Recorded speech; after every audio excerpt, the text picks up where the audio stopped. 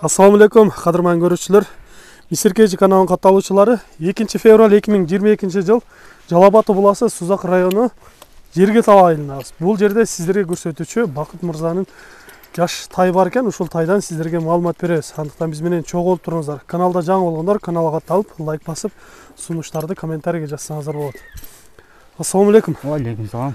Бакыт мырза, жакшы тайлардын бири деп калдыңыз. Бул кайсыл жактан келген? Бул эми өзүбүздүк ушул жердики. Төгүмдө Комсомол деген айылдыкы. Ошол жерде Толкун деген сураты бар. Жакшы ат. Атагы чыккан жакшы аты бар. Ошонун кызынын баласы, ошонун уруктарынан. Улактарда жүргөнбү? Ал ат эми өзү анча деле жүргөн эмес. Анын баягы Кочон полбондун боз аттарга ошонун бир тууганы. Бул деле жашында жүргөн, жакшы эле жүргөн.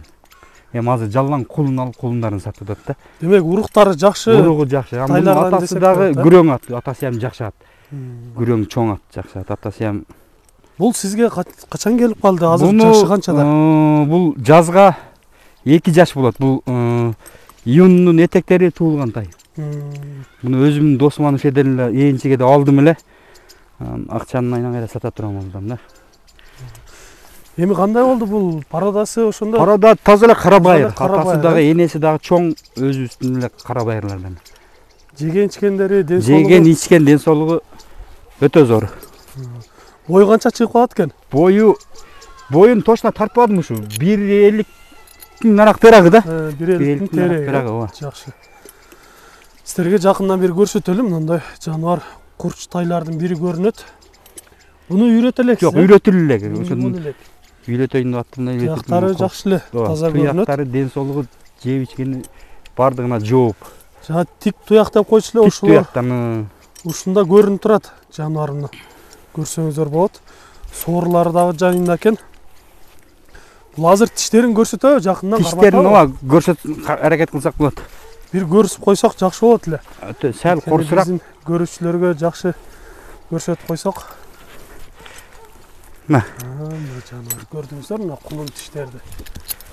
Болот, жакшы. 1-2 бастырып койсок болобу? Ооба. Баскандарынан көрөлү. Андан соң сиздерге баасын айтайлы.